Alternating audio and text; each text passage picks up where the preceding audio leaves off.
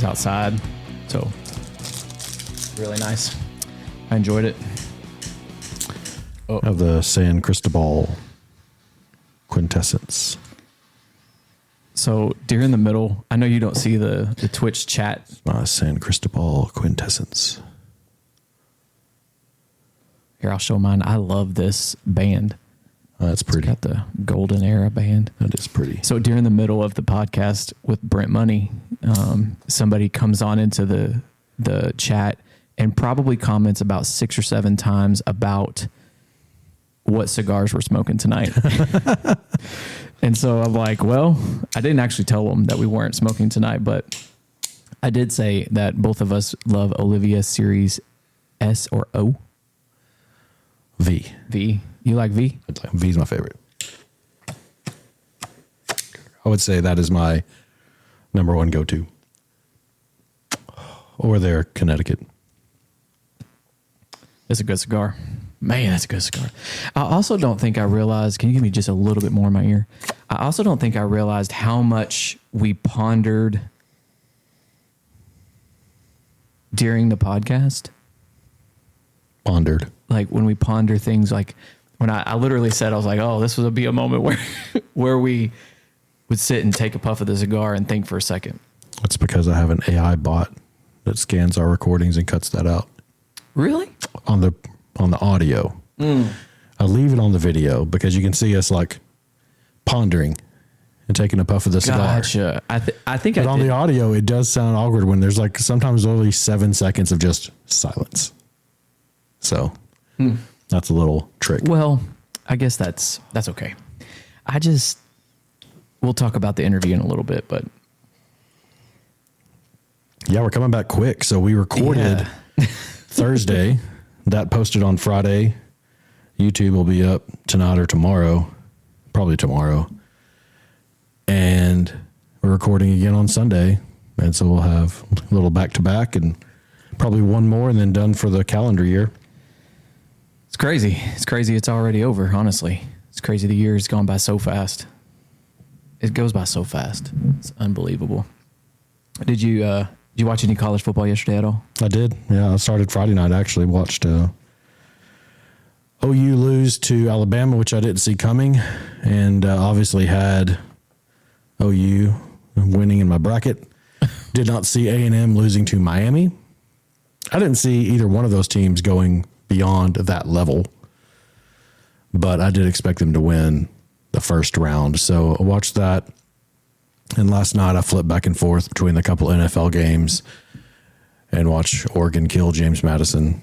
Oh man, that was rough. It wasn't even easy to watch. Yeah. I think that's the only ones I watched. I don't think, and the A&M one I really didn't pay that close attention to. I just kind of had it on. Well, I did not watch Tulane Ole Miss. Again, that would have been not fun to watch either. It's crazy that Lane Kiffin still gets a payout for them winning. I think it was $250,000 for the win last night. That guy knows how to write a contract. Yeah, I guess so. I know some Ole Miss people. The accounting firm I used to work for hires a lot from Ole Miss, and so I know several of those guys, and they're piping mad is probably the best way I can describe it. Not upset, not distraught, angry. At him leaving? Oh, yeah. Why? I don't know. Maybe he always said he was going to be there. I don't know. Maybe they think they actually had a shot, which they think they did, if he stays at the title. Okay. I mean... But now they think like, yeah, we're going to go in and, of course, beat Tulane, and then we'll see from there. I think that game's going to be closer than people think. Which one? The Georgia Ole Miss game. Maybe. I mean, Ole Miss got a lot of fight. Those guys got a lot to play for. They do. A lot to prove that it's them and not their coach who left them. I don't care so much. I really don't ever, like we talked about, I don't care enough about college football to get up in arms about anything. I care about Texas OU every year. I care about A&M and Texas now. I care about A&M Texas, yeah. I guess I'll wait and see where my daughter winds up she may be at Tech or A&M. And so we could be Guns Up Red Raiders, or we could be Gig 'em. I don't know. I did on my algorithm this week. I saw a lot of A&M male yell leaders, and I thought about the comment that I made. And you know, the game that I'm super interested in is actually playing right now. Honestly, in college sports, is the A&M Kentucky volleyball game. It's actually happening in the moment. I was surprised by Representative's money as a response to your volleyball question. I was shocked. I thought he was going to say what I would basically say is like, no, don't watch much volleyball. Who knew?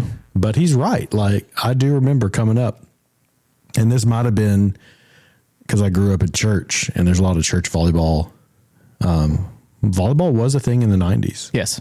You know, I did play a lot of volleyball. Okay, but you know why though, don't you? And I didn't want to get into this super like this Pete, was it Pete Sampras? Was he tennis? That's tennis. No, they changed the rules. Oh. So they changed from where you have to serve to get the point to rally point. So every time the ball hits the floor, there's a point. Oh. So that happened when we were in junior high. Okay. So that would have been the mid 90s. And that's when it went from, okay, you could literally play for hours and only score 3 or 4 points, or then they switched it to rally points. Yeah. But the game of volleyball is changing dramatically. They've made some rule changes in the select world, which is kind of sort of filtering down into the high school play. But I mean, the way that the game is going to be played is going to be dramatically different. It's getting faster.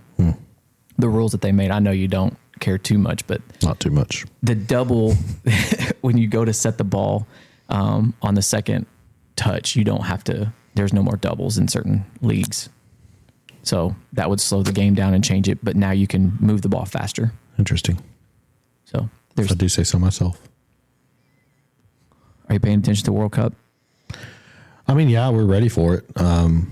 It'll be exciting. We're not going to any games. Certainly can't afford it. Lord have mercy. I did look. I was like, man, maybe I can swing it, because that's like a event like the Olympics. Like if the Olympics come to Dallas, I would love to go. Even if it's something like, I don't know, equestrian, but I would love to go to a game just because it may never be anywhere close to me again. I can't afford $900 for the 500 section. Oh yeah.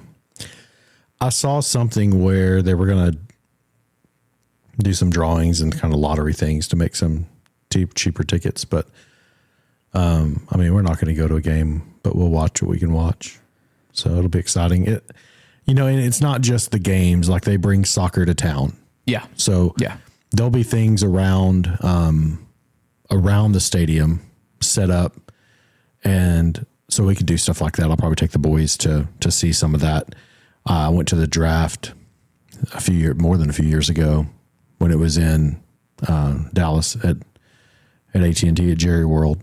And, that even if you didn't have tickets to get into the draft, there's all kinds of stuff set up in the parking lots and experiences. And they had some of the Hall of Fame busts of the different players out there, like in a tent. You could walk through and see that, So I'm sure they'll do that with the World Cup as well. So we'll do some of that with the boys.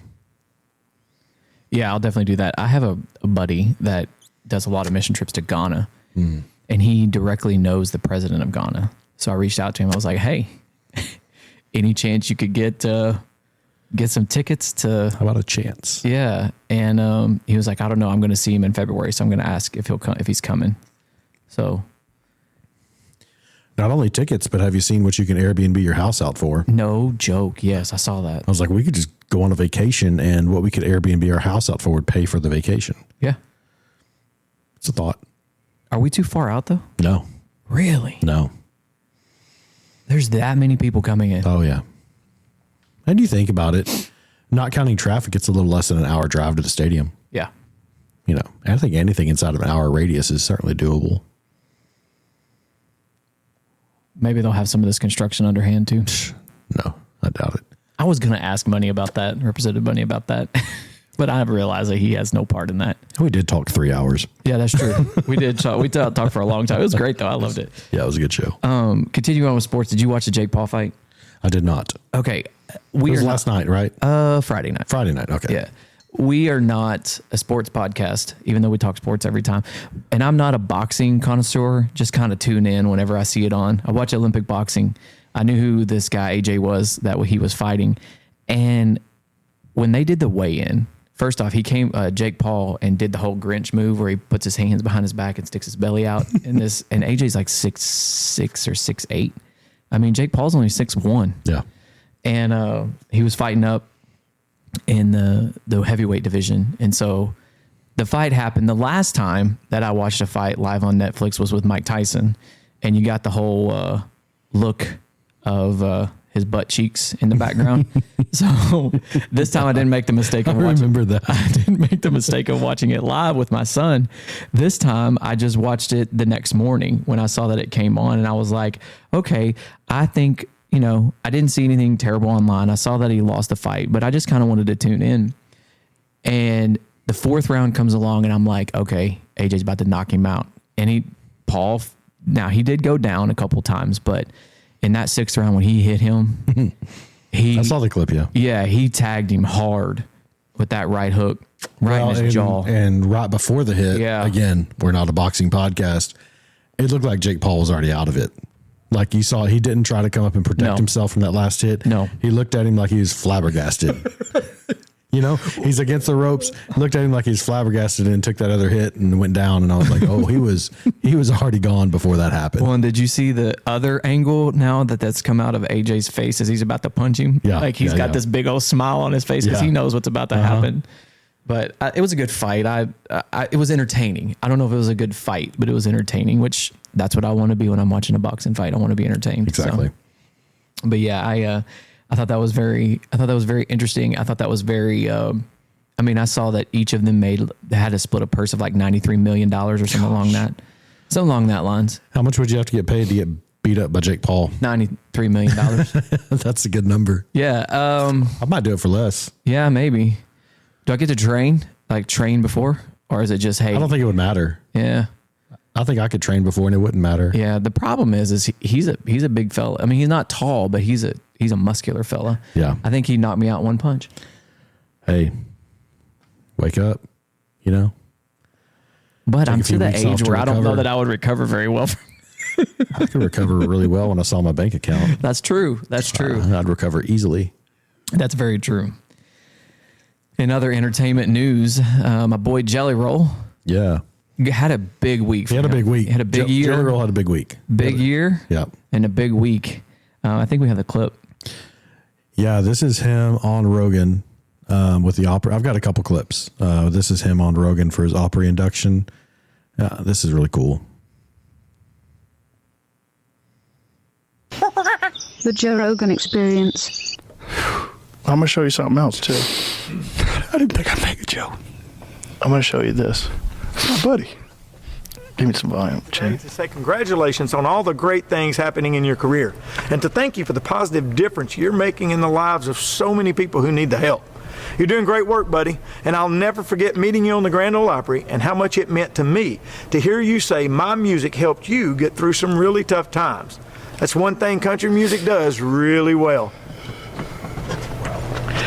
And who would have ever dreamed back then that I'd be back at the Opry House today to say, Jelly Roll, you're officially invited to become a member of the Grand Ole Opry. It's an honor to say welcome to the family, brother.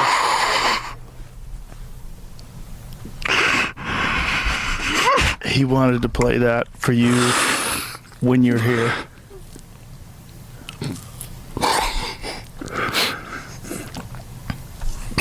Have a hug. Yeah, for sure.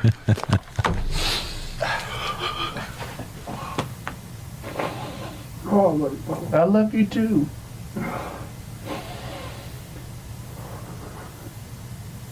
I love you too, brother. Hey, Joe, that's like, it don't get no bigger in country music, Bubba. It's as big as a kiss, Joe. You know what, fucking Grand Ole Opry, dog? Oh, dude, I used to buy tickets to go there. And I remember I Googled, man, I cried a lot on this pod. I Googled Craig Morgan. I heard almost home in jail. And Yeah, it was his inspiration. One of his inspirations. He talks about, we could play that speech too, but Craig Morgan.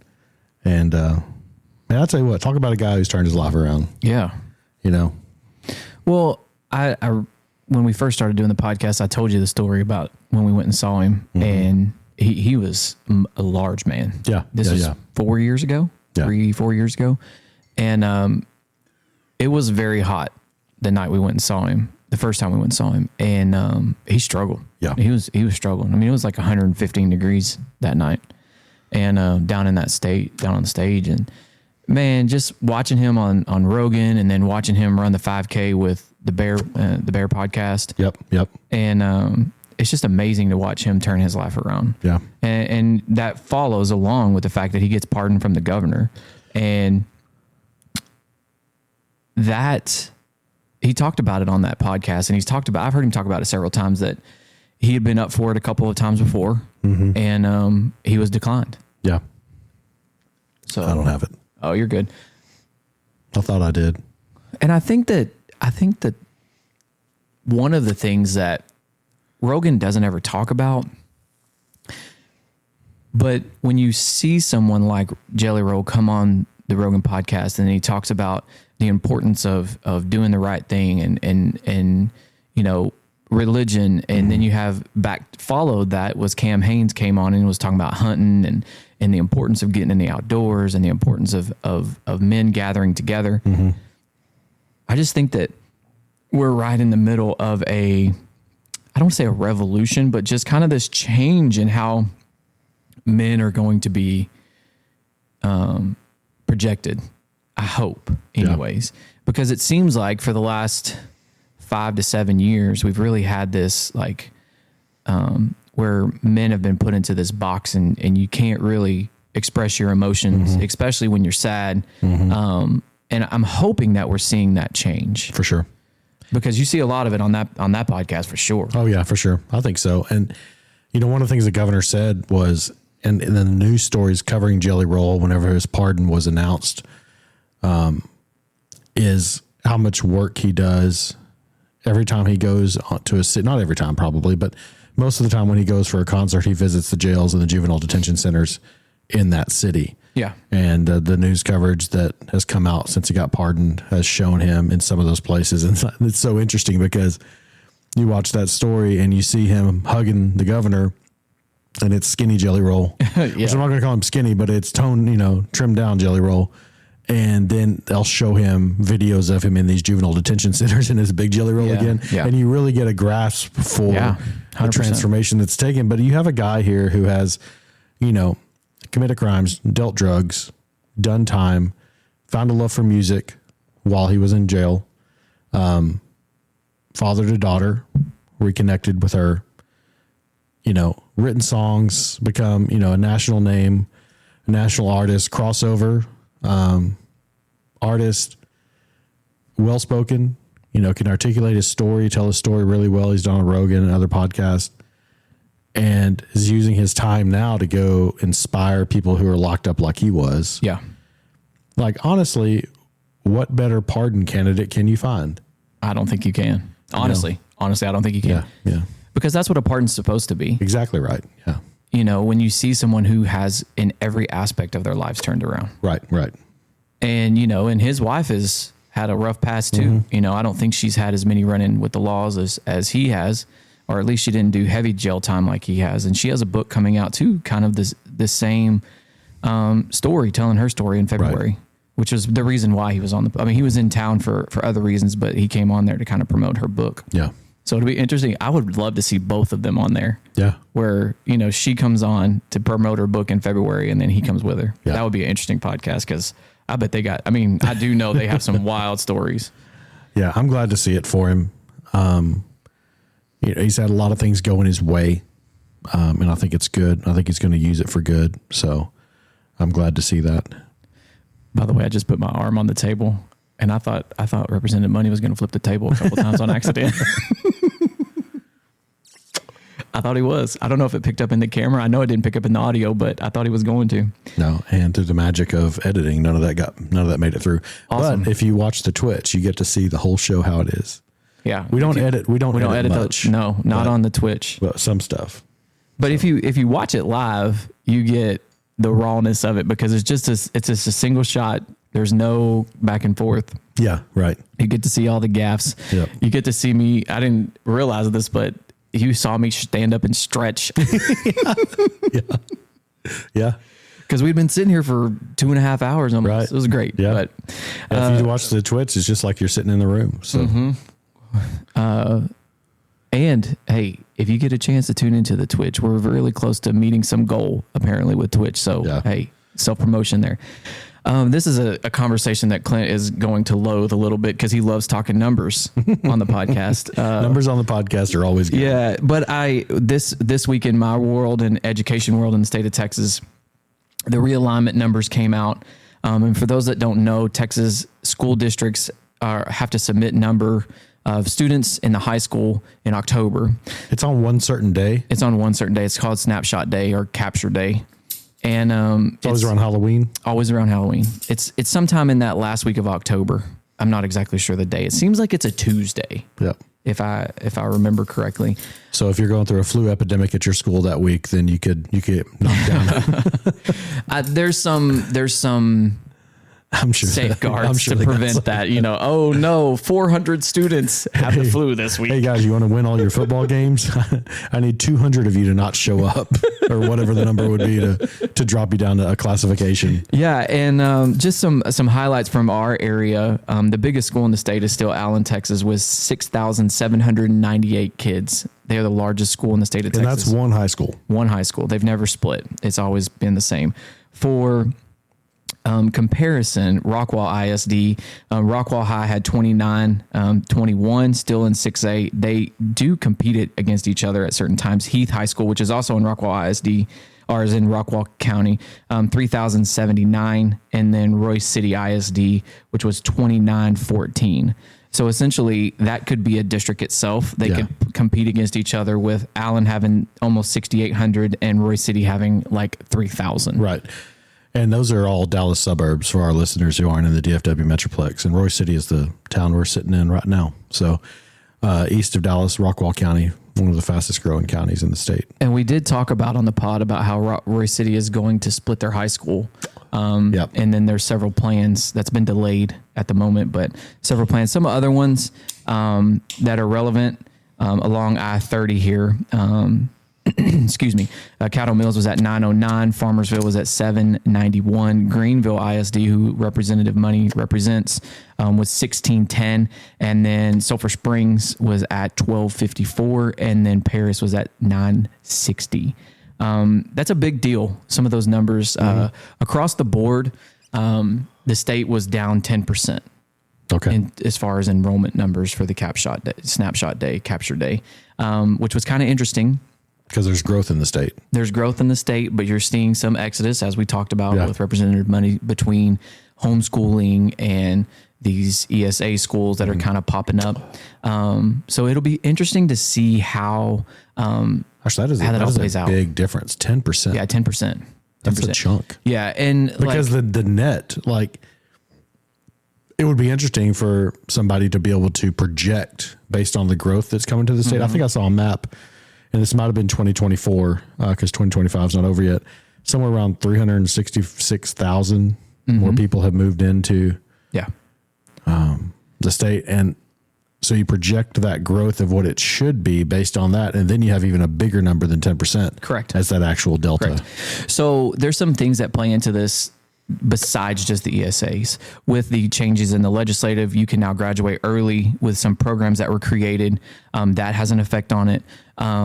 There's been some other things that allow school districts with the discipline bill or the teacher bill of rights, where you can out of school suspension. Those are going to play minor roles as far as like the I keep trying to say snapshot or capture day. But it will be interesting to see what that trend does going forward, because as we talked about on the last pod, with the raising of the homestead exemption number, is that, did I say that correctly? Mm-hmm.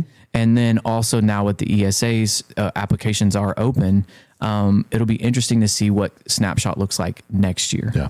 if that trend continues.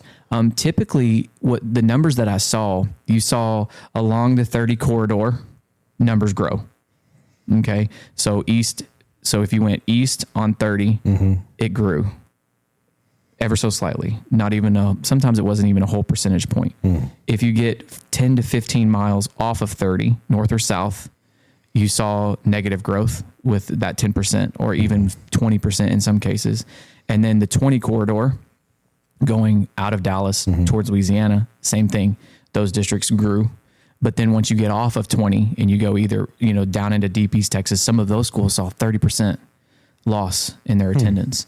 So it's kind of interesting because you're obviously seeing the flight of the big cities to the highway corridors, right? But then you're not seeing them move into the really rural school districts.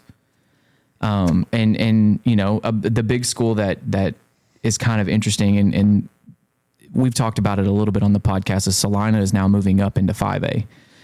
They did lose their last game. I don't think we did have a off the air conversation on whether or not the whole scandal had that. I think you're probably right in your opinion that Stephenville was just a much better football team.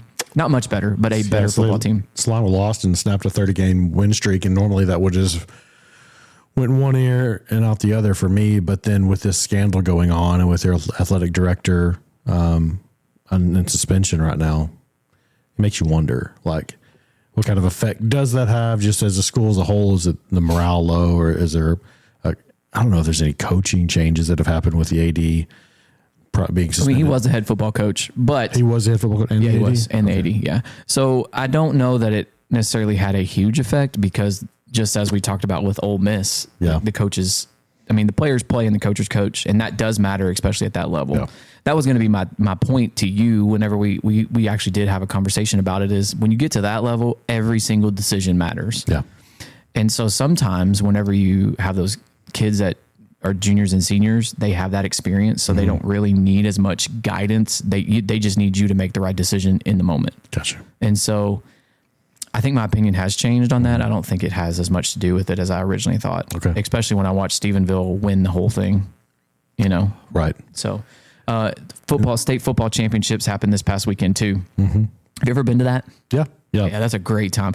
Anybody who lives in the state of Texas must experience that at least once or twice. Yes. Because, man, that's a great time. Saw some clips of some NFL guys there. CD was there. So, well, not only that, it just South Oak Cliff had the first African-American coach to win 3 state championships. So, and South Oak Cliff is tough. That's a tough team to play. Yeah, those are great games to watch. 100%. And it's good to be in the stadium, and it's a fun time. And plus, you just watch them all day. Yeah. It's one ticket, all 3 sessions. Yeah. So, but now you have to sit up in the upper portion because the teams get those tickets in the lower bowl. Right. But still, it's a great game. You get to watch it on Jerry's big screen, and if you've never been, I highly encourage that. In entertainment news, Netflix wins the bid over Warner Brothers. Yeah. Warner Brothers. But it doesn't take effect until the 3rd quarter of 2026. Yeah, I saw Paramount tried to come in and make a bid for it as well. But looks like Netflix is going to... And try to do a hostile takeover. Yeah. That was kind of interesting. Yeah, so Warner Brothers, HBO Max, Netflix. Does this create what we've been talking about for the last year now? Because now did you see the Christmas Day games are going to be on Netflix? So now we're just, instead of us having a cable network, we have Netflix. Don't they usually, I'll pay for them, so I don't know this for sure, but I thought I had seen before that they'll show it for free. They'll get you to sign up and do like the trial. Okay. It's like a thing to get you to do the trial, and I hope you forget about the trial and wind up paying. But but here's the thing. I don't know. Streaming, I don't feel like it's such a thing like it used to be in the past, where it's like, oh man, I have to. Like, everybody has these streaming services. It's just like it's the new world we live in. Like, well, Netflix has some bangers coming out right now, though. They have some good shows. I'm not watching anything on Netflix right now. And I think it's because I'm getting caught up on my shows because we're on Christmas break. Yeah. So I watched a couple of them. We meaning you. Yeah, we being me. Okay. I get you're not on break. I'm still just going to the office tomorrow. I don't know what you're talking about. It says here the audio seems to be broken. I can only hear from the left when wearing earphones and not does it seem the case in other streams. Interesting. I don't know why it's doing that. We're not left leaning for sure. No, that's for sure. We're not. Sorry. I will have to fix that on the next one. I don't know why it's doing that. I guess I did have my left ear in a while ago when I was listening. So I don't know why it's doing that. We'll have to fix it. But yeah, I think that Netflix is definitely going to be the powerhouse from going forward. Now, that being said, the Oscars are moving to YouTube in 2029. Mm-hmm. I know you're a big... I do watch game shows. Not game shows. Award shows. Award shows. I'm an award show watcher. And I bet YouTube will show that for free. I doubt you have to have YouTube Premium to watch the Oscars. Oh, I doubt it. They're just going to show it and they're going to get the ad revenue. I think, too, that YouTube is the wave of the future, by the way. Really? Yeah, because kids watch it. Like, my son will sit there and watch YouTube. If I would let him, he'd watch it all day, every day. I don't think he would, because you can also get some of his Disney shows on there that he likes. But I think that that's the wave because there's so much content on there. Right. And most of it is pretty good. Now there's some other stuff that are not on there, but in other news, Lake Mead hits its historic lows. Now I was wondering, when I saw this, it's at a 24-year low. It's always low. But like at a 1,200-year historic low. Now, my question was... The lake hasn't been there 1,200 That's what years. I was wondering, too.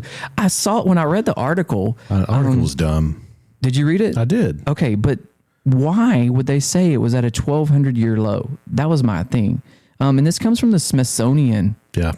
Not from just like, the Babylon Bee or whatever. Have you been to Lake Mead? I know you're a Vegas guy. I fly over it all the time. Is it low? Oh, yeah.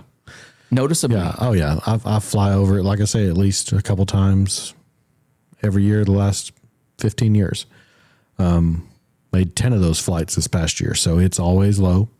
I can't tell if it's any lower any of these trips, like if I think back what it looked like 3 or 4 years ago. But the most noticeable thing to me, like you see in our picture here, what do you call it, like the bathtub line? Yeah. Kind of where it used to be.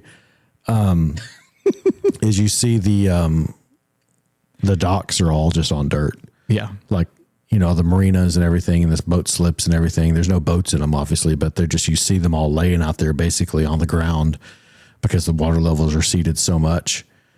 You do see some boats on there. They've extended some boat ramps and you'll see boats scooting across there.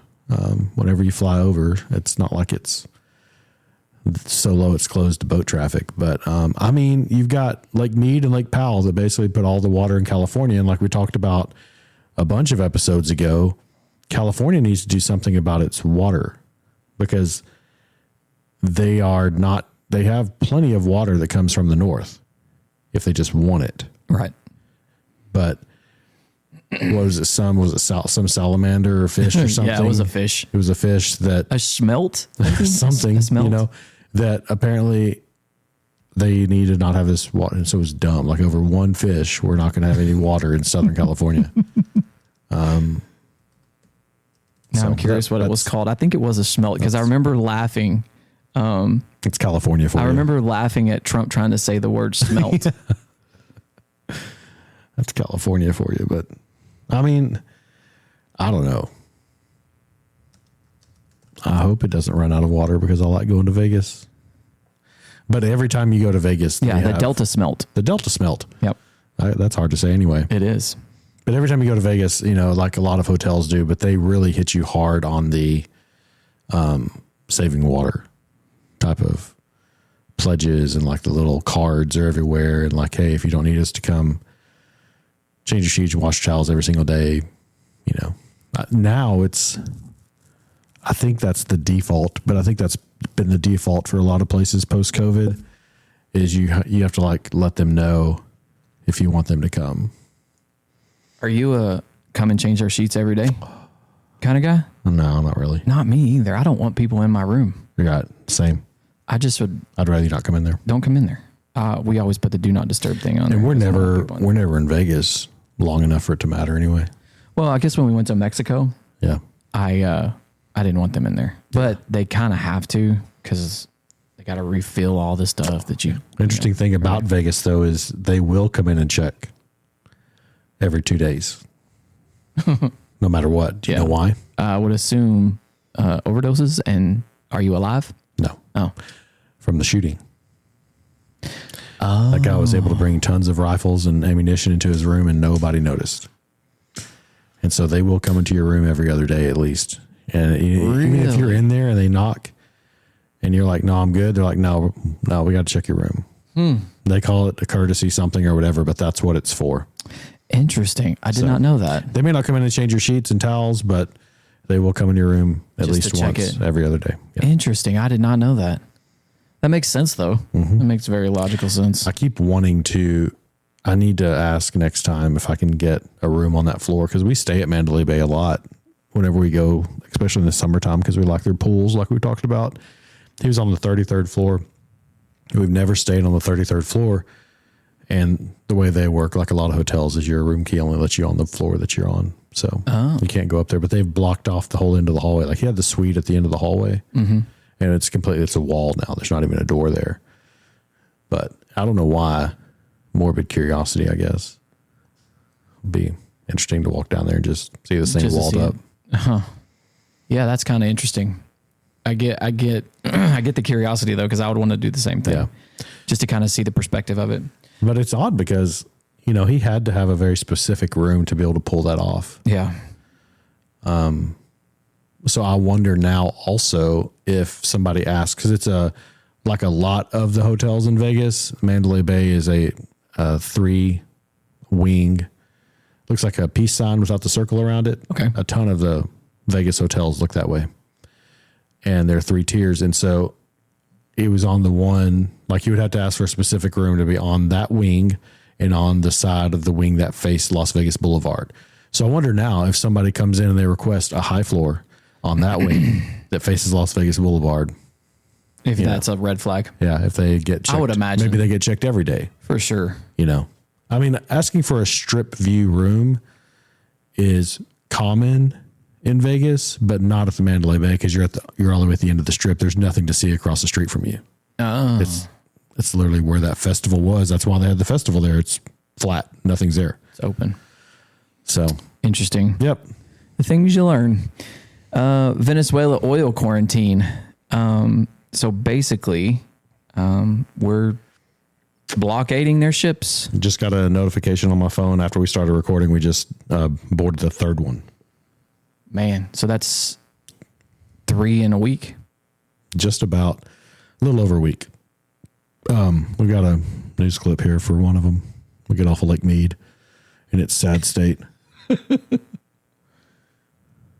1 week after the U.S. seized an oil tanker off the coast of Venezuela, this morning President Trump going even further, escalating his pressure campaign against Venezuela's authoritarian leader Nicolas Maduro, announcing what he calls a total and complete blockade of all sanctioned oil tankers going to and from Venezuela. A full blockade is an act of war under international law, but Trump saying he only wants to block sanctioned oil. Trump also saying he's designating the Venezuelan government as a foreign terrorist organization, a step that legally would have to be taken by the State Department, and accusing Maduro of using the country's vast oil fields to enrich himself and his administration. Last week's seizure marked the first time the U.S. had overtly interfered with Venezuela's oil experts. Overnight, the Venezuelan government responding to Trump's latest escalation, calling his threat to impose a blockade reckless and a violation of international law. Saying in a statement, the President of the United States intends to impose in an absolutely irrational manner a supposed naval military blockade on Venezuela with the objective of stealing the wealth that belongs to our homeland. For months, the Trump administration has been increasing its operation in the Caribbean, amassing the largest military presence in decades, including the world's largest aircraft carrier.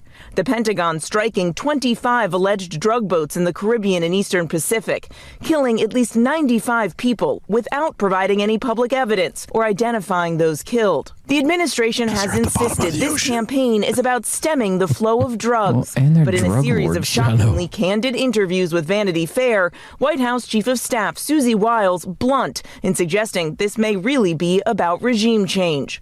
Wiles saying the president wants to keep on blowing up boats until Maduro cries uncle. And people way smarter than me on that say that he will. And lawmakers on both sides of the aisle have expressed concerns about the legality of this campaign and that it could be dragging the U.S. into another war. And again, a full blockade would be an act of war that would require congressional approval. But President Trump seems to be trying to avoid that by targeting only sanctioned oil, making this more of a quarantine than a true blockade, George. Mary Bruce, thanks. Yeah, and that terminology matters. So when Kennedy and the Cuban Missile Crisis had he called it a quarantine also for that reason. Like, there wasn't a blockade of Cuba. He wasn't blocking every ship.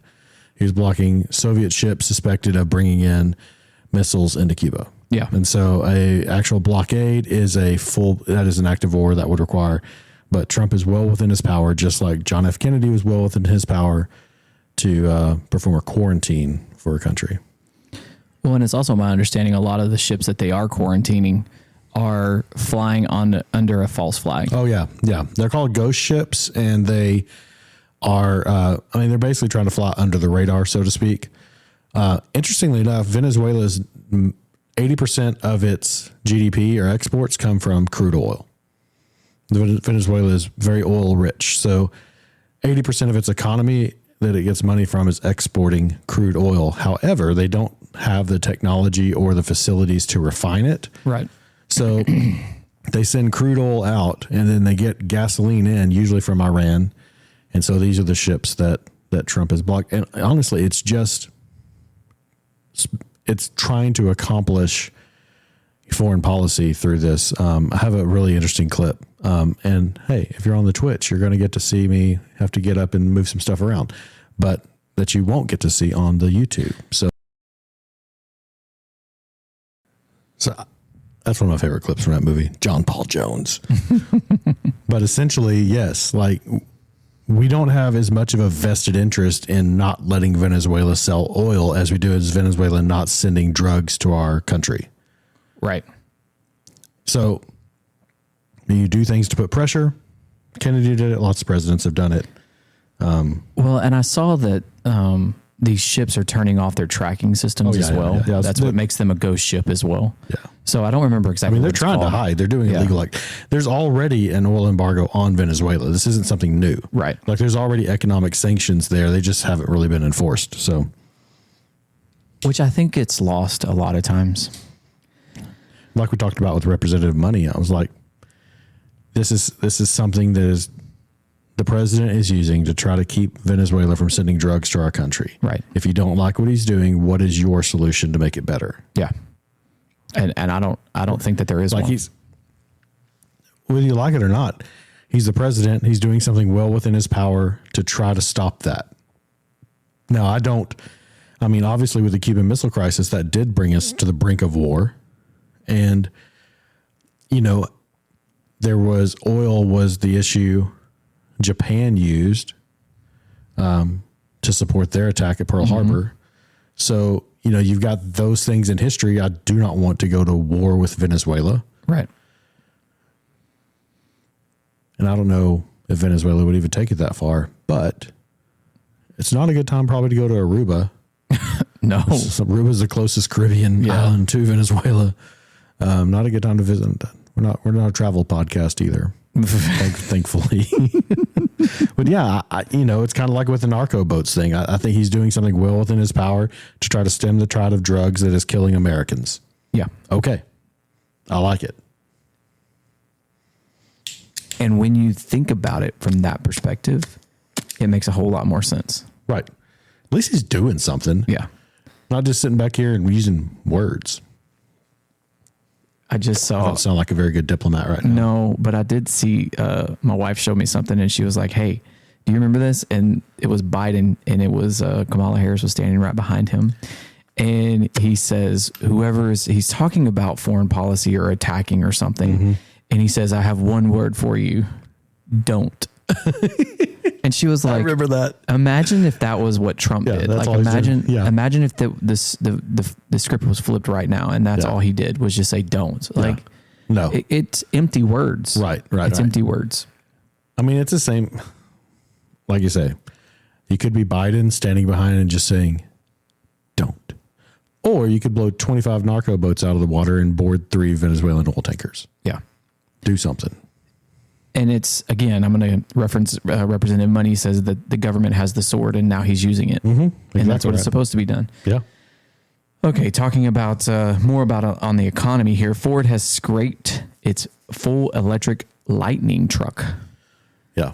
Which I thought was dumb anyway. So the Ford Lightning is their fast F-150. It's their fast half-ton truck. And it's supposed to be like a V10. It's the one that's got the big engine in it. You know, it's their racing truck that you can buy like, you know, a consumer vehicle. And they decided, let's make this one electric. Because let me tell you something. That's what everyone wants to hear in a fast vehicle is, you hear those things coming down the road now? Yeah. We have a lot of them in our neighborhood and I'll just look up and there's a car there, you know, because you don't hear it.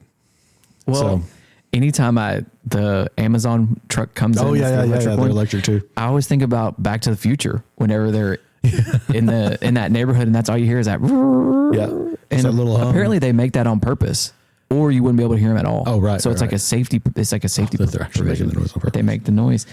I saw somebody on TikTok, and they're an influencer, so they have one of those new electric Escalades, and it was $133 to fully charge. That's ridiculous. It's ridiculous.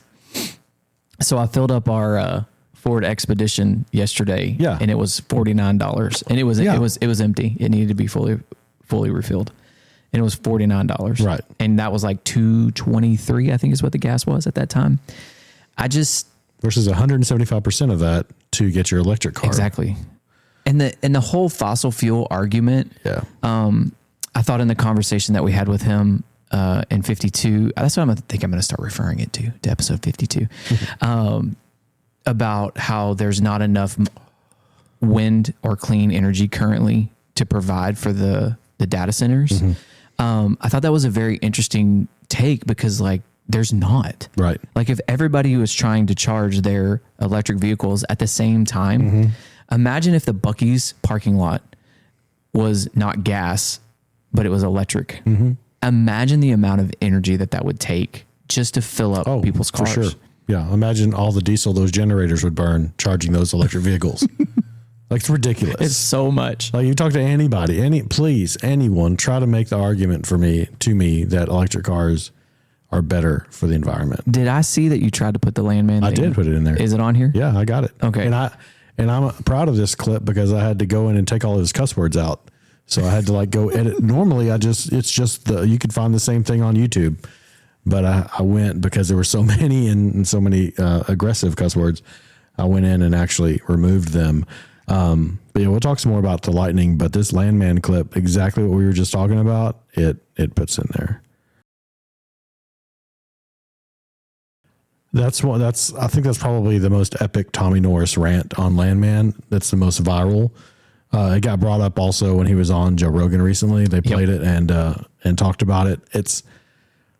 I watched it live because I watched Landman, love the show, but it was, it's so accurate. I don't know. I know the truth of all the things that oil is in besides running vehicles, right? Yeah. But it was interesting to me if this is actually true that the oil that it takes to build a windmill, the windmill's lifespan doesn't exceed its carbon footprint to get it built. Correct. It's just ridiculous, y'all. Your charging stations are run by diesel generators. That big white or whatever box behind where you're charging your vehicle up at, that has the pipe coming out the top that looks eerily like an exhaust pipe? Yeah, it is. You hear that thing hum and come on? Yeah. Come on. It's not, you're not saving the environment. You're probably doing worse. So if you take the amount of vehicles that it just takes to get those things there. So just to put one of those up. Oh, yeah. So each one of those. All those trucks pulling all those blades down the highway. The blades, it's a 2 truck. Like that's 2 18-wheeler diesel trucks plus the pilot cars. Oh, yeah. And then the part that the blade's attached to, that also takes a heavy duty truck to move. Then each one of the poles is broken into 6 parts. And then that is 400 feet in the air. Yeah. And so it's crazy to me. Because this was a big deal when I was in trucking. So 6 parts of the pole. Is that 6 trucks? Well, it depends on which part you're hauling. Oh, that's true. Yeah. Big old fat part's probably just one. The bigger part is more than that. It takes 2. Because sometimes, depending on where you're taking them, it has to have a pilot car in the back that turns the corner. Yeah. So you have to stop and you have to turn it. Yeah. And so I would say at least 25 to 30 cars and trucks to get one of those things just moved from the manufacturer into the setup. And then you're not even talking about all the cranes and everything that it takes to get it set up. And the concrete. And the concrete. And I'm just talking about the transportation part of it. Yeah, just getting it to the field. Just getting it to the field. One of them is at least 25 to 30 cars. It's ridiculous, y'all. So the Ford moving that's Lightning to all electric was part of Biden's EPA rule that took effect starting in 2027, but obviously auto manufacturers started ramping up because by 2032 under Biden, which now Trump has rolled this back, thankfully, 56% of all new vehicles manufactured in the United States had to be electric. 56% by 2032. That's such bad policy. 6 years from now. That's such bad policy. It is.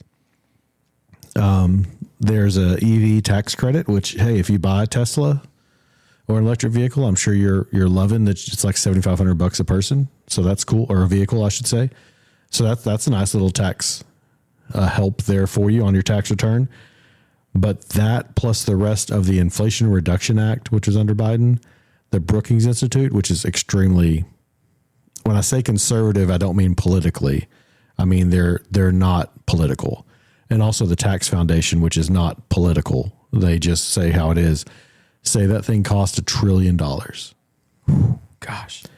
And we're sitting here with $40 trillion in debt as a country. And we just added $1 trillion to it for nothing. I have a good friend. He's astute and pays attention and is well read, owns a business in Kentucky. And so he's connected to this Ford plant because he lives in Kentucky. He makes good money. He's a taxpayer, owns a couple businesses. And he said that that one plant, so not everything Ford does, but just that one plant is a $9.6 billion federal loan that the federal government made to Ford just for this one plant in Kentucky to build electric Lightnings. That's now just going to be forgiven and never paid back. $9.6 billion. Kentucky gave them land worth $27 million and also a $250 million loan to the Ford for that. That's just for that one plant that's now closing because they can't make it. They just can't make any money. Again, that's one thing. And I appreciate whenever we got done with the podcast last time, Representative Money saying that he really enjoys podcasts because it is a long form where you can talk about it. That's not a soundbite. No, let's 100% if you think electric vehicles are the way to go for the country and that we should do them to protect the environment, let's just sit down and have a chat because it's not. No. And that's fine. You can want that. I'm not getting on you if you want that. If you believe wholeheartedly, lock, stock, and barrel in climate change and that humans are ruining the country, if you want to believe that, go believe it.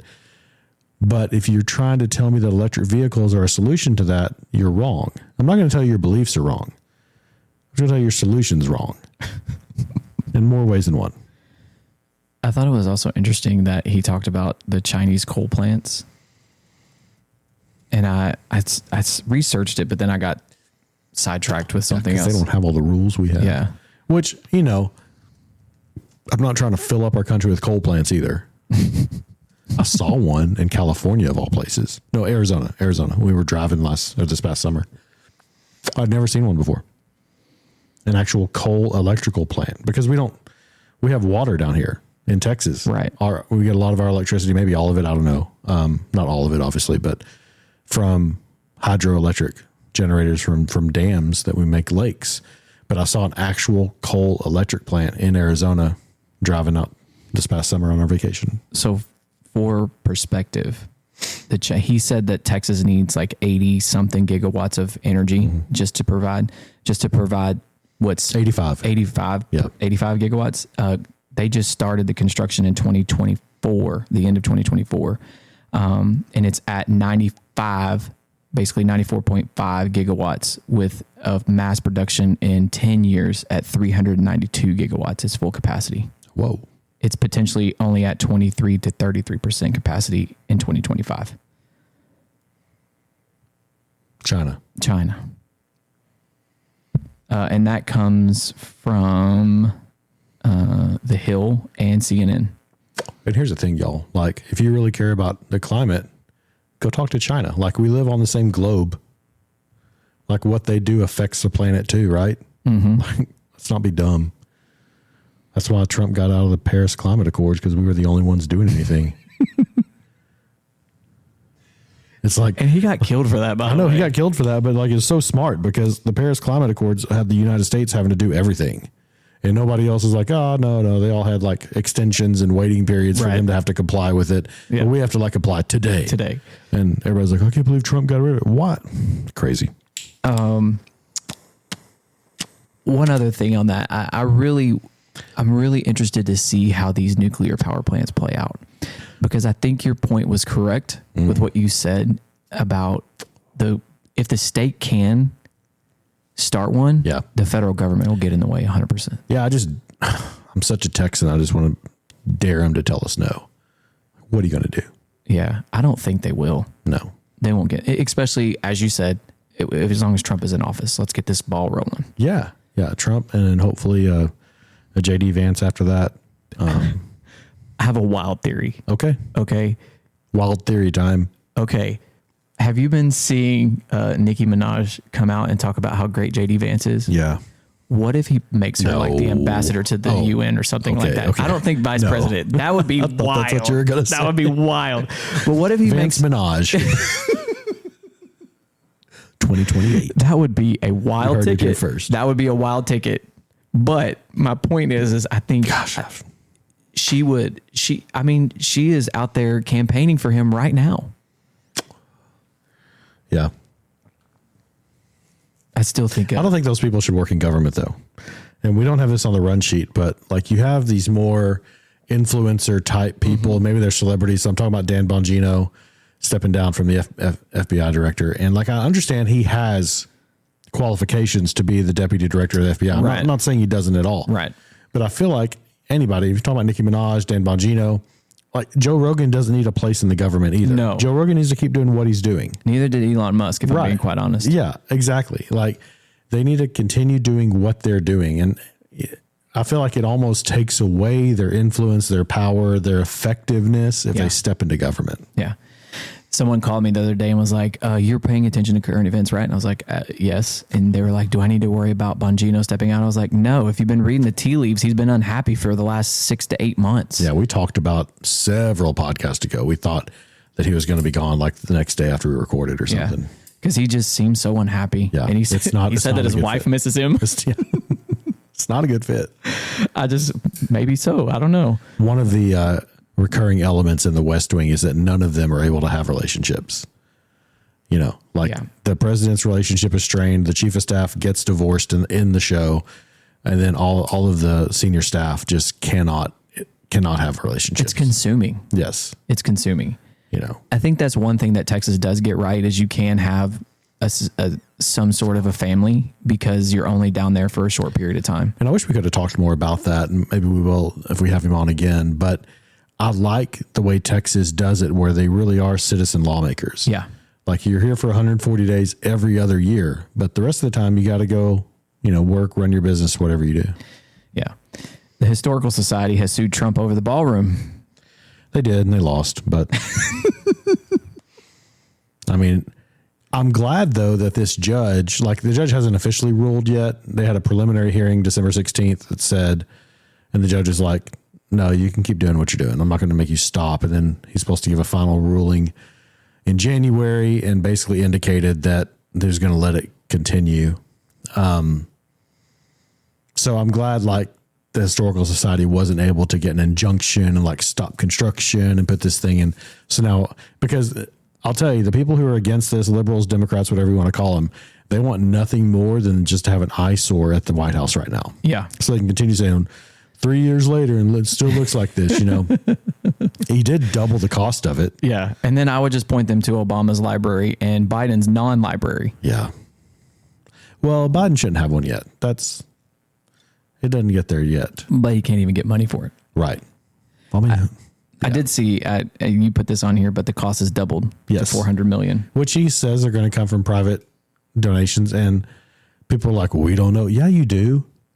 Like where the government spends its money is pretty dadgum public record. And trust me, there's plenty of watchdogs watching it. Yeah. So if a single dollar of taxpayer money goes into that ballroom, you're going to know about it. Yeah, 100%. That one's not going to slip by. Yeah. When Trump's doing it.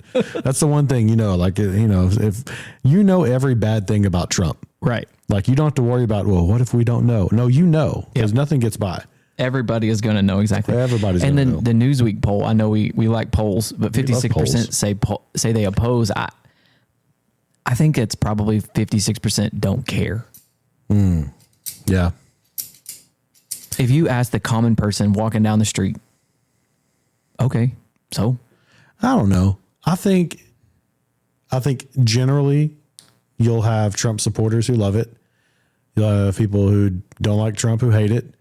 But I think if you took just all the people in the middle, I think it would be more than half don't like it. I think in general, because I'm a Trump supporter and I don't like it. I think in general, you're going to have people are going to say, no, don't change it up. yeah. But again, we do look at things from both sides, and I'll say I don't like it because of where it is. I don't disagree that they don't need a ballroom for state dinners and large gatherings. That's secure. Like 100%. We didn't put this on there. Did you see they renamed the Kennedy Center? I did, to the Trump Kennedy Center, and they already changed the name. Yeah, it's already there. It's already up. I don't know what to think about it. I mean, it doesn't bother me. I'm not trying to say that. Refresh my memory. What is the Kennedy Center? It's a performing arts center. Yeah. Big ballroom where the Kennedy Center honors, which by the way, there've been some great performances. One of the best recently is when Led Zeppelin was honored. Okay. And Heart did Stairway to Heaven. Okay. If you haven't seen that, go pull that YouTube video up of Heart covering Stairway to Heaven when Led Zeppelin was honored. Okay. It is good. That's because you always have people covering your songs, and you always kind of wonder, like, you know, you're covering somebody's song, like, yeah, and they're like, if you're getting a Kennedy Center honor, most of the time you're a genius at what you do. Yeah. And you have Led Zeppelin sitting up there, Plant, Page, watching you cover their song. You got to really know your stuff, and they do a great job, because what I'm getting to is a lot of times it's like, okay, you did it justice, but it's not the original. I somewhat prefer the Heart version of Stairway to Heaven now. Yeah. Over the original. I need to go listen to that. I saw it, but I didn't go and listen to it. Well, we should put it on the socials. Okay. I'll take care of that. Kind of last before we do a little smoke sessions, Brent money responses. Any Yeah, I have one, and I wish I would have got to it when he was here. I'm not trying to wait till he leaves and then talk about this, but there was a misunderstanding on a question that I asked and on school finance. Mm-hmm. And then the topic just wound around, and we literally talked about that for like 43 minutes. Yeah. And then we took a break, and it just didn't seem right to like come back to it at that point. But I have, hot off the presses, what I said and what he said, and I'm just going to play that and then talk a little bit about it. And what he said is 100% correct. It's just not answering my question.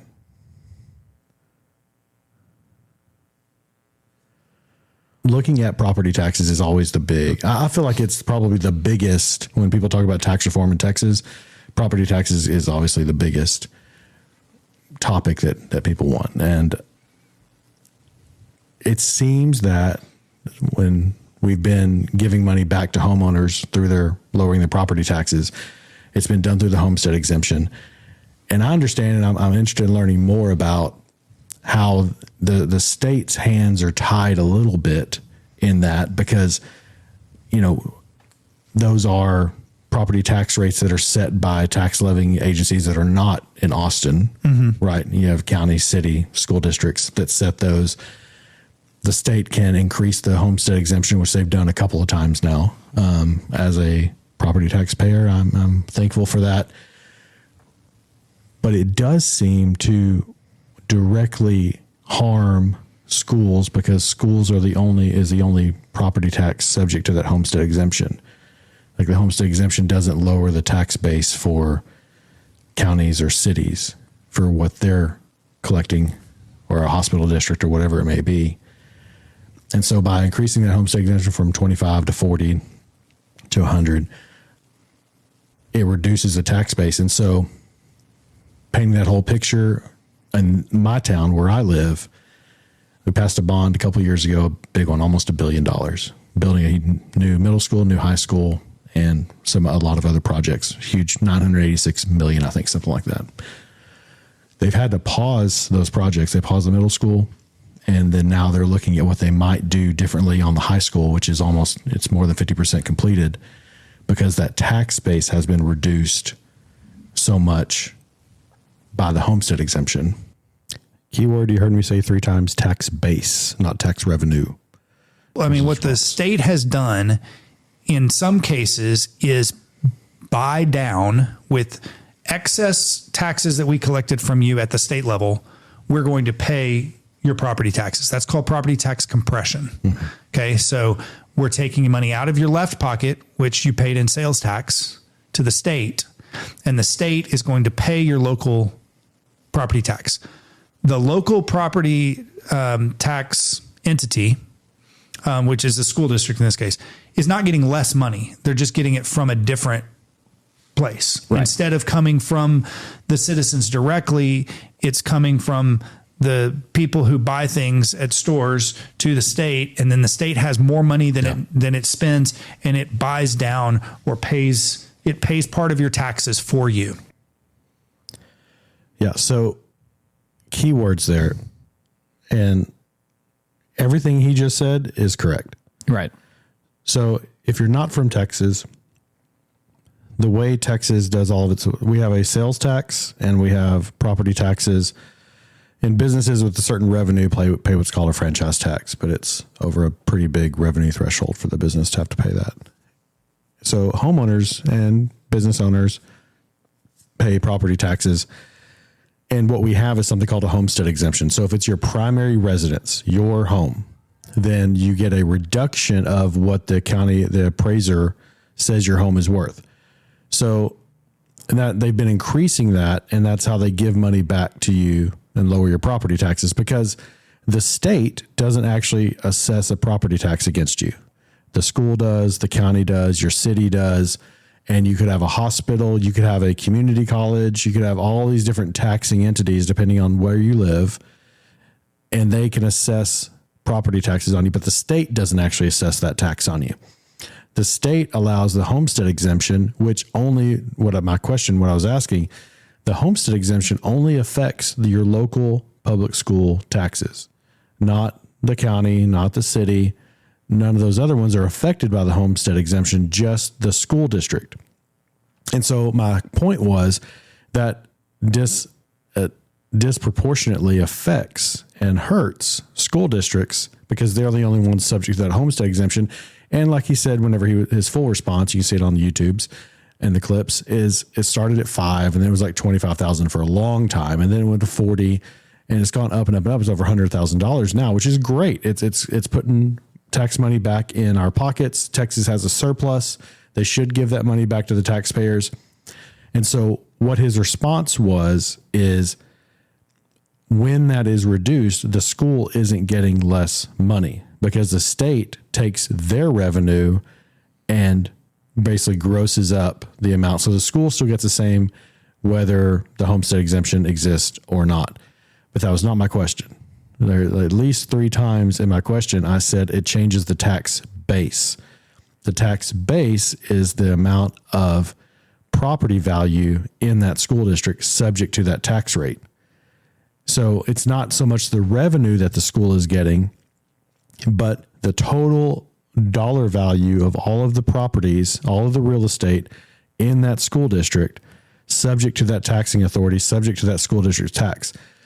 The reason that's important is because a school's bonding capacity, when they can issue bonds to pay for projects, is tied to that tax base regardless of if the state is making up the money or not.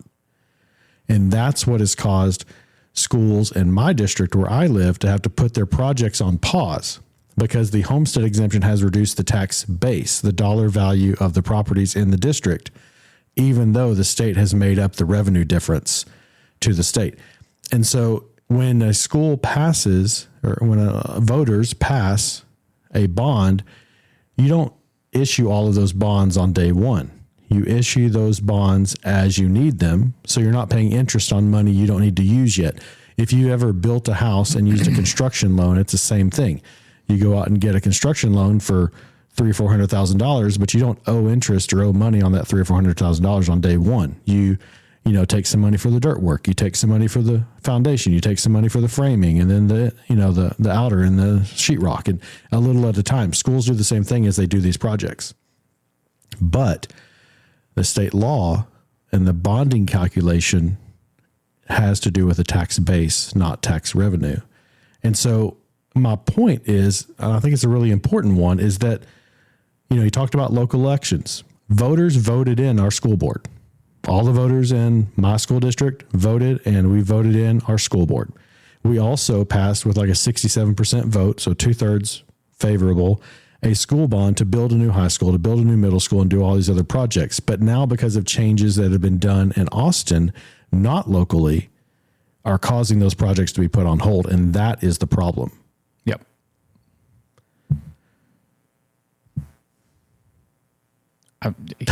You made a great point. Here's the thing. And it's one of those unintended consequences. Was it though? I think. I'm not 100% sure. That was good.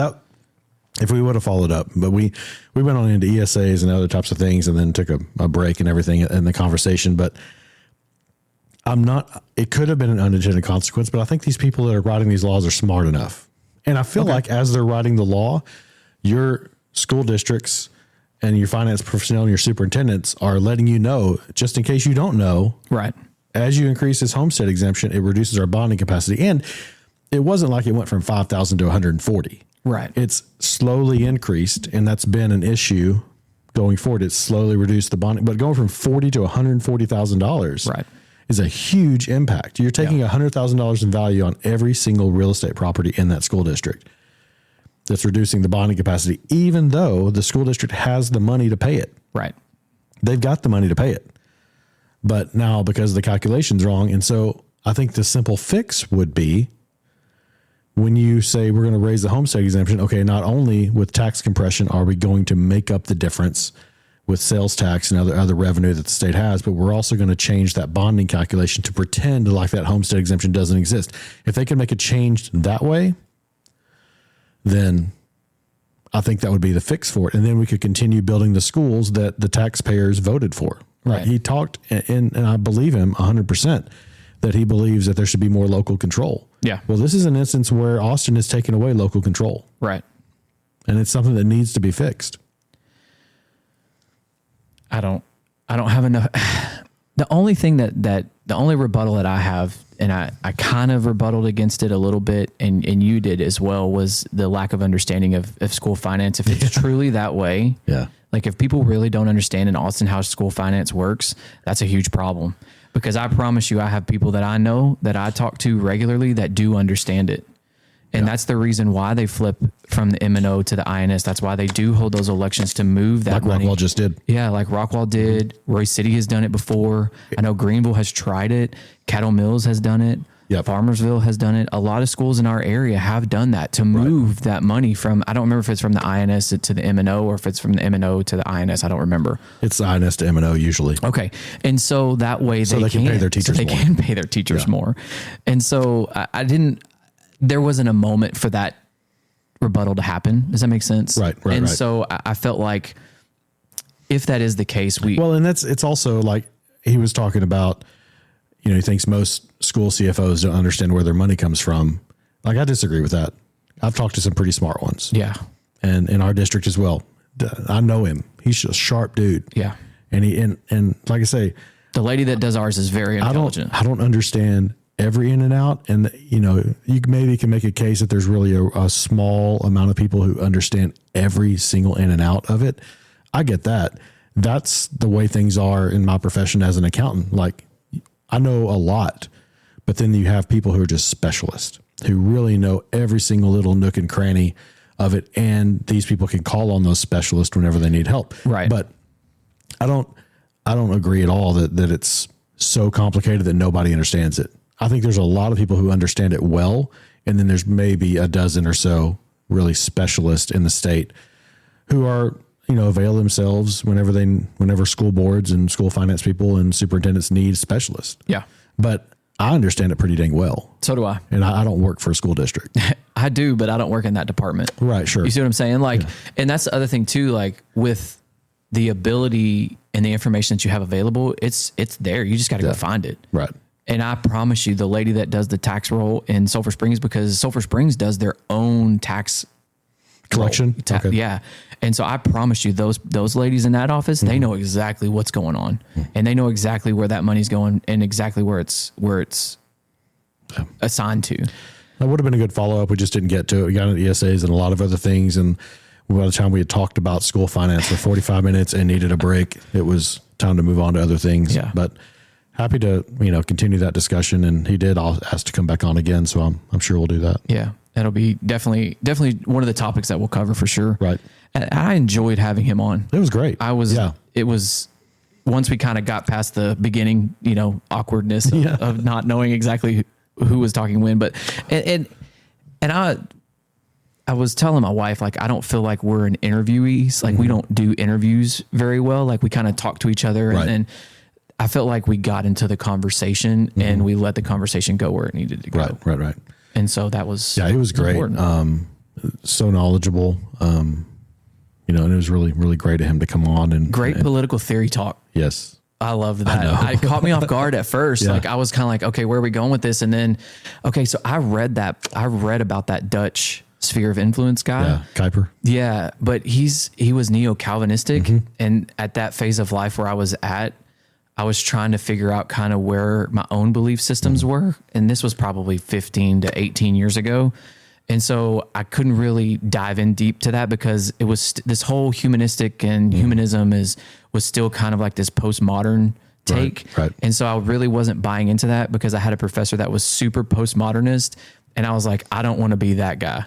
Does that make sense? And so at that phase of life, I couldn't really dive fully into that because I had read some of the books that he had suggested. And I was like, yeah, I don't subscribe to this. Right.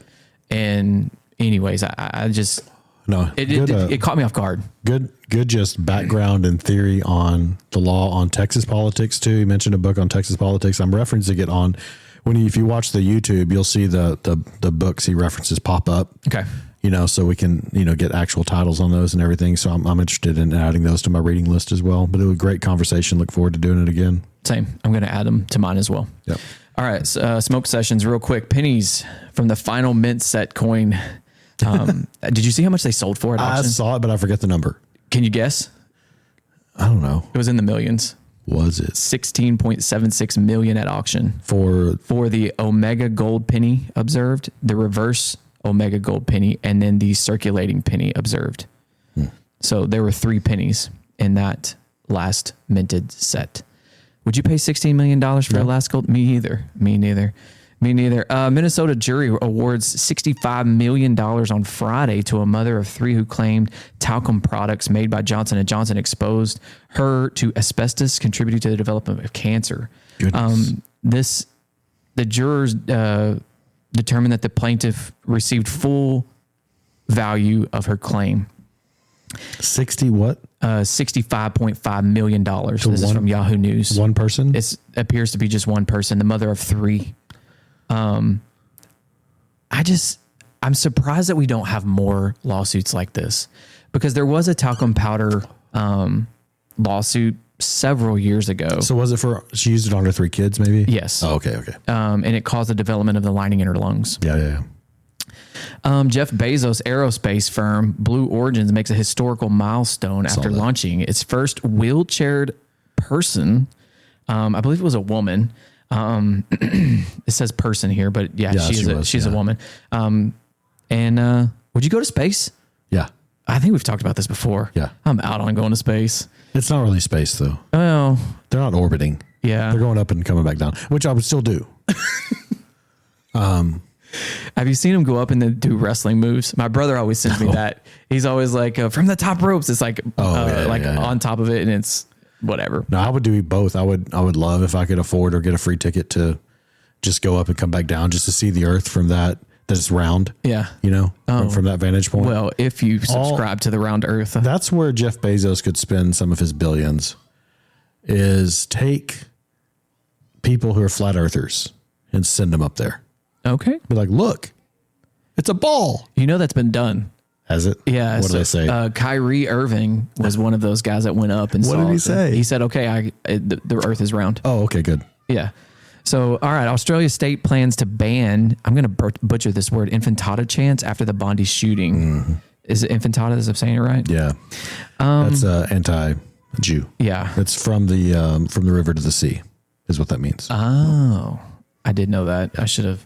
Anyways, U.S. forces began striking against ISIS infrastructure and weapon sites in Syria in retaliation to the attack on the 3 American troops. Yep. I really liked Pete Hegseth's response to this. Yeah. We played that on the podcast, didn't we? And then lastly, because it's been in the news and I know you hate talking about it, we'll do 2 more. The full Epstein files by Congress won't be released as the Friday deadline surpasses. First off, what's your reaction to some of the photos? Have you seen them? Yes. Any thoughts? No. What I expected. I saw ones of Bill Clinton. I haven't seen any others. I saw Michael Jackson was in a couple of them. Oh, not shocking by anything that I saw. I just wonder, what's the long-term effect of this? Like, even though these people's faces have been what is it called? Retracted. Redacted. That's the word I was looking for. I just wonder, people know who they are. Yeah. And I just don't know. I think for the most part, it's going to actually finally die down. And I think even people who had an interest are going to be like, okay, like, all right, like, okay, we're done. We're done. I'm hoping. But then I think there's going to be a lot of people. I think that Republicans / Trump are going to lose votes in the midterms and in 2028 because of this. Okay. That there are people who are going to stay home and not go vote because they're so upset that there wasn't a smoking gun revealed on this. And then the last one, a lot of the normal smoke sessions we just covered in the normal podcasts of the day, but TikTok has signed a deal to sell its U.S. operations to the Consortium of American Investors. Yeah. I think that this was always the plan. Yep. Once we got past that initial shutdown. Yeah. Of TikTok. Yeah. Trump said, I mean, it's basically somewhat of a campaign promise, right? Yeah. This is something he said he was going to do, and we're less than a year in and it's going to happen. And then lastly, because we both have had sick children over the last couple of days, whooping cough cases has soared as vaccination rates drop. This is from NBC News. I don't think that the cases of whooping cough, this is just my dad opinion, I'm not a doctor. I go visit the doctor when I need to. And check that you don't smoke. Yes. But I don't think that that is part of the problem, right? It's just the season that we're in, right? It's just, in my opinion, this is just like when the flu disappeared all of a sudden when we were testing for COVID, right? And it's now been proven, right, that, well, the flu and the COVID strain are very, very similar. Oh. And the way that they were tested. I thought the flu disappeared whenever COVID happened just because everybody started washing their hands. That's a very valid point. And we weren't near each other. Right. I mean, it's like, apart. Yeah, it's kind of like standard virus protocol caused all viruses to go down. Yeah. Yeah. Maybe that's the case. I'm following this vaccine stuff very, very closely because I'm really interested to see how the talk is at the moment is that they're going to give it all back to the parent. That there will be a much smaller vaccine requirement at the state and federal level.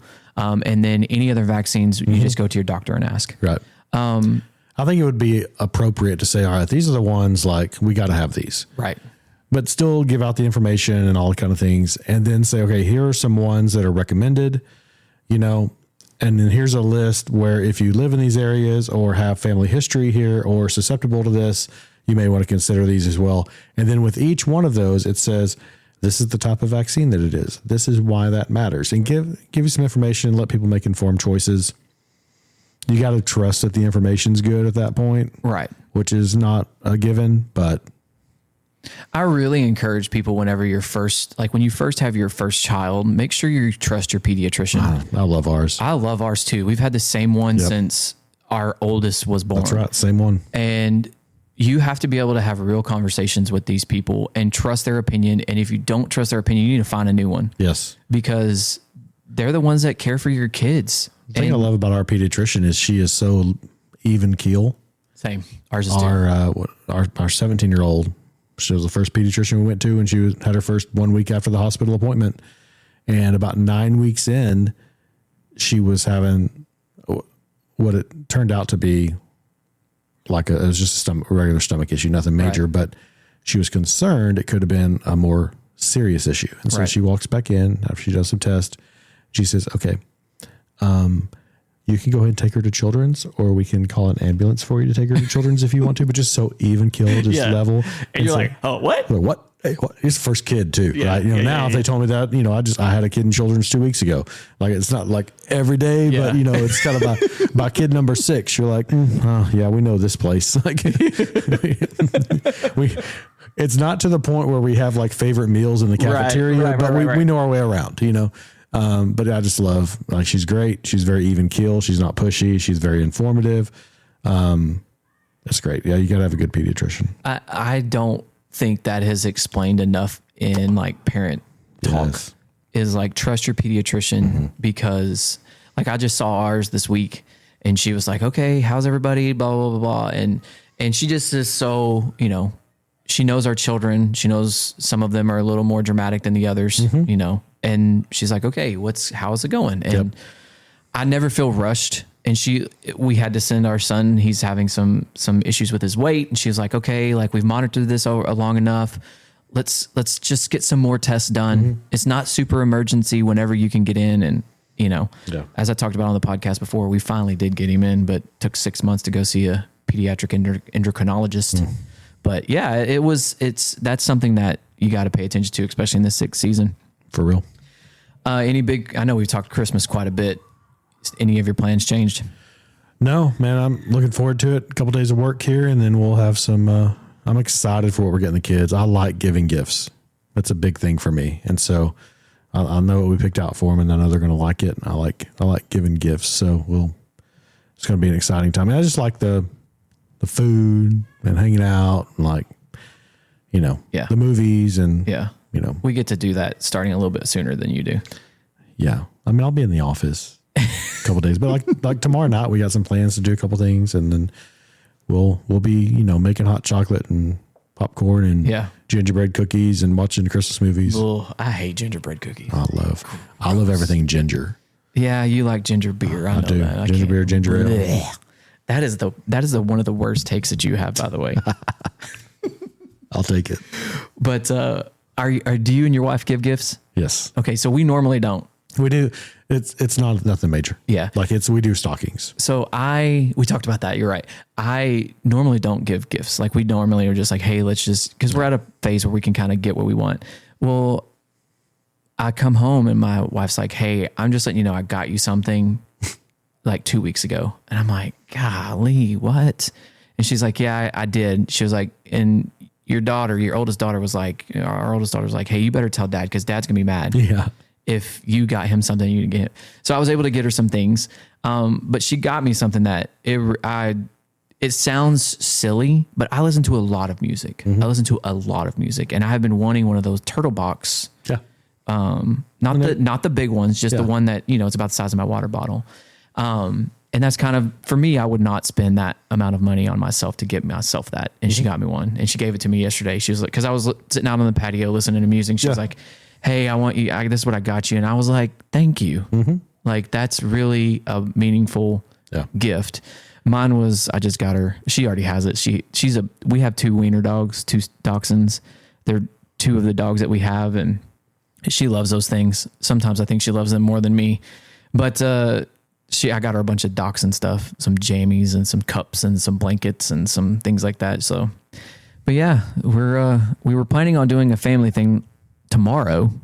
Had to reschedule because one of them is still kind of sort of running fever. Yeah. But it's all right. I don't want to make anybody sick. That's for sure. Especially not with whooping cough cases on the rise. Yeah. You don't want to be spreading that stuff around. Have a great week, man. See ya.